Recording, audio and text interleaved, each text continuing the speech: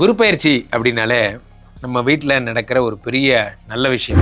குரு மனசு வச்சாதான் கல்யாணம், குழந்தை, வீட்டில் நடக்கக்கூடிய நல்ல விஷயங்கள் எல்லாமே குரு தான். இந்த வருடம் கடகத்திற்கு வருகிறார். மிதுனத்தில் இருந்தார், இப்போ கடகத்துக்கு ஜூன் 2ஆம் தேதி குரு பகவான் கடகத்தில் உச்சம் எனும்போது உச்சம் பெற்ற குரு பகவான் என்ன பண்றாருன்னா, எப்பவுமே 3 திவ்ய பார்வைகள். ஜோதிட சாஸ்திரத்தில் 12 ராசிகள்ல இந்த குரு கடகத்துக்கு வருவது இதுதான் முதல் தடவை, உச்சம் பெறுவது இதுதான் முதல். இப்போ குரு மங்களயம், அடுத்து குரு மகரத்தை பார்க்கிறார். அவர் மகரத்தை பார்க்கறது சிறப்பு இல்லைங்க, அந்த மகரத்துக்கு ராகு பகவான் இந்த டிசம்பர் 6ஆம் தேதி வரார். அப்போ கோடீஸ்வர யோகம், குரு சண்டால யோகம், குருமங்கள யோகம், குரு சந்திர யோகம், அதே மாதிரி உங்களுக்கு நீச்சபங்க ராஜயோகம் செவ்வானால, இது அத்தனையும் தரக்கூடிய ஒரே ஆளு குரு. இத்தனை யோகம் தர பராபவ வருடம் இந்த வருடத்தோட பேரு. இந்த வருடத்தோட ராஜாவே குரு தான். தங்க மழை கொட்ட போகிறது முக்கியமான ராசிகளுக்கெல்லாம். இந்த குரு பயிற்சி மிக அற்புதமான அதிரடி திருப்பங்களுடைய ஒரு மாபெரும் குரு பயிற்சி என்பதில் எந்த சந்தேகமும் இல்லை. உலகெங்கும் இருக்கும் பக்தி இன்ஃபோ நேயர்களுக்கு வணக்கம். நான் உங்கள் பிருந்தா சங்கர். இன்று நம்மோடு சிறப்பு விருந்தினராக இணைந்திருப்பது ஜோதிட உலகின் சூப்பர் ஸ்டார் பிரம்மஸ்ரீ ராம்ஜி பரமஹம்சர் அவர்கள். வணக்கம் சுவாமி. வணக்கம். வணக்கம்.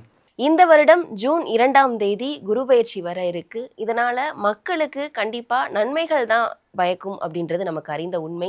மக்களுக்கு எந்த அளவுக்கு சிறப்பா இருக்கும் அப்படின்றது மக்களுக்காக நீங்க. அனைவருக்கும் வணக்கம். இந்த குரு பயிற்சி ஜூன் 2ஆம் தேதி வருகிறதை ஒரு திருநாளாக நாம் கொண்டாட வேண்டும். காரணம் என்னவென்றால், இந்த வருடம் வருகின்ற குரு தான் கடகத்திலே உச்சம் பெற்ற குரு. உச்சம் பெற்ற குரு என்ன செய்வார்? சும்மாவே நிறைய நல்லது செய்வார். உச்சம் பெற்ற குரு என்பதால் அவருக்கு ரொம்ப பிடிச்ச வீடு கடகம். அதனால் குரு சந்திர யோகம் ஏற்படுகிறது. ஆனால் நிறைய யோகங்கள் இந்த வருடம் வரப்போகிறது.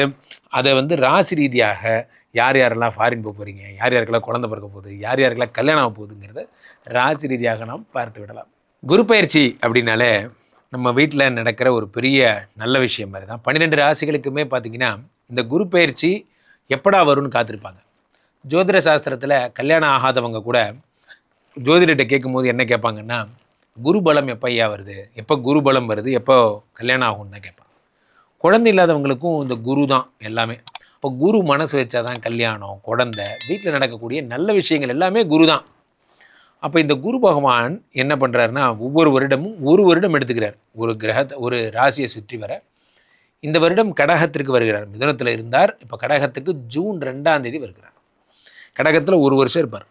ஒரு வருஷம் கடகத்தில் உச்சம் பெறுகிறார் இந்த குரு பகவான். குரு பகவான் கடகத்தில் உச்சம் எனும்போது உச்சம் பெற்ற குரு பகவான் என்ன பண்ணுறாருன்னா, எப்போவுமே 3 திவ்ய பார்வைகள் உண்டு. குரு பொறுத்த வரைக்குமே சிறப்பாக சொல்கிறதா இருந்தால் மகர யாழி கடக யாழின்னு சொல்லுவாங்க.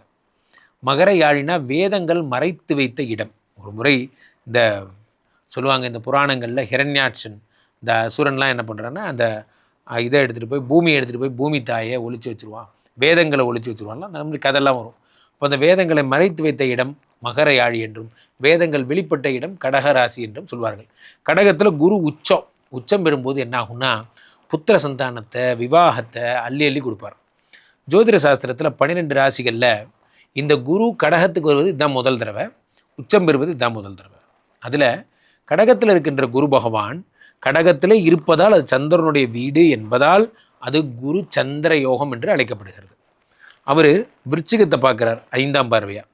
அவருக்கு 3 பார்வைங்க, 5, 7, 9. 5ங்கிறது யோக பார்வை, 7ங்கிறது கலத்திர பார்வை, 9ங்கிறது பாக்கிய பார்வை.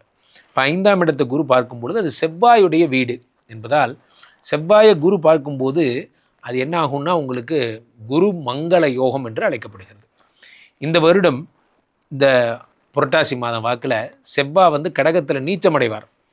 நீச்சமடையும் போது உச்சம் பெற்ற குரு அங்கே தான் உட்காந்துருப்பார். அப்போது 2 பேருமா சேர்ந்து நீச்ச பங்க ராஜயோகம் ஏற்பட போகிறது. அது இந்த வருஷம் தான் நடக்க போகுது.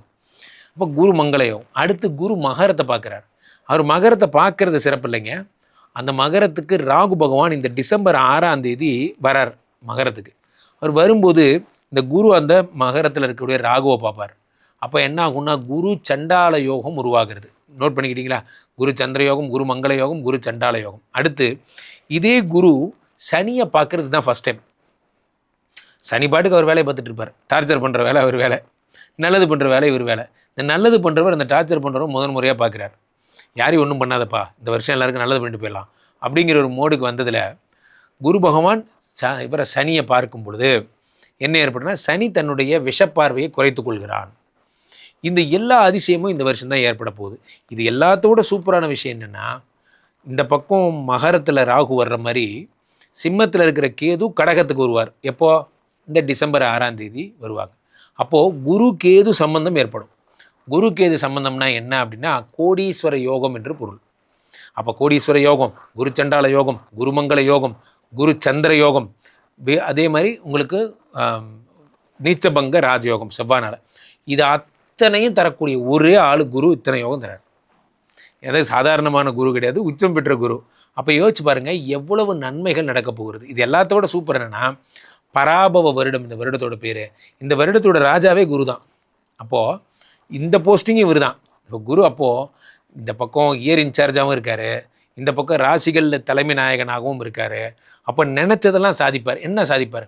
அதான் நான் ஃபஸ்ட்டே சொன்னேன், யாருக்கெல்லாம் குருபலம் இல்லையோ அவங்களுக்கு குருபலத்தை உண்டாக்கி கல்யாணம், குழந்தை போன்ற விஷயங்கள். தங்க மழை கொட்ட போகிறது முக்கியமான ராசிகளுக்கெல்லாம். யார் இப்போ மேஷராசிக்காரர்களுக்கு, கும்பராசிக்காரர்களுக்கு, மீன ராசிக்காரர்களுக்கு இது ஒரு பொற்செய்தி, ஒரு நற்செய்தி. ஏன் அப்படி சொல்கிறேன்னா அவருடைய சனி விலக்காயிடுறாரு. அவங்க 7.5 சனி நியாயமாக அனுபவிக்க வேண்டியது, பாத சனியை நியாயமாக கும்பராசிக்காரங்களும், ஜென்ம சனியை நியாயமாக மீனராசிக்காரங்களும் அனுபவிக்க வேண்டியது. ஆனால் குரு பார்த்து அதை கிளியரன்ஸ் பண்ண ஒரு 2.5 வருஷம் அவங்களுக்கு மிச்சம் போன்ற விஷயங்கள் ஏற்படுகிறது.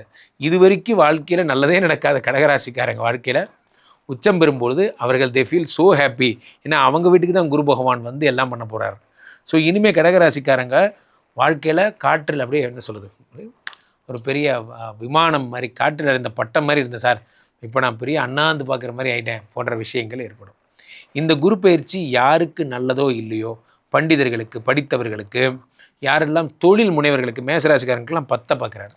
அதே மாதிரி யார் யாருக்கெல்லாம் வந்து புதிய முயற்சிகள் செய்பவர்கள்லாம் ரொம்ப நல்ல நேரம். கன்னிராசிக்காரர்களுக்கு இப்போ தான் 5 பார்த்து குழந்தை கொடுக்க போகிறார். இப்படி நிறைய பேருக்கு அள்ளி அள்ளி அள்ளி அள்ளி தருகிறார். இது வரைக்கும் துலாம் ராசிக்காரங்கள்லாம் ஜென்ரலாக 10ல் குரு வந்தால் வேலை போயிடும்பாங்க.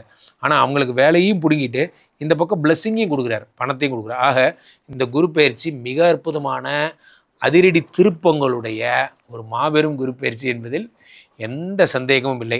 அப்போது நம்ம என்ன செய்யணும்? குரு பகவானுடைய கோயிலுக்கு சென்று குரு பகவானை வழிபடணும். அப்போ நம்ம வீட்டிலேருந்தே பெரும்பாலும் கொண்டக்கடலை மாலை வாங்கி கோர்த்து எடுத்துகிட்டு போகிறது நல்லது. கடைகளில் வாங்காதீங்க. முல்லை மலர் வாங்கினாலும் வீட்டிலேயே மாலை கட்டி எடுத்துகிட்டு போங்க. அதுதான் பக்திங்கிறது. அதே மாதிரி அங்கே போனதுக்கப்புறமும் தயிர் சாதம் வீட்டில் பண்ணி எடுத்துகிட்டு போங்க. நம்ம என்ன பண்ணுறோம்? கோயில் வாசலில் போய் நின்றுட்டு அதில் ஒன்று அதில் ஒன்று அதில் ஒன்றுங்கிறோம். கடைக்காரர் கொடுக்குறாரு. இது பேர் பக்தி கிடையாது. நம்ம வீட்டிலேருந்து எடுத்துகிட்டு போகணும், அதுதான் பக்தி.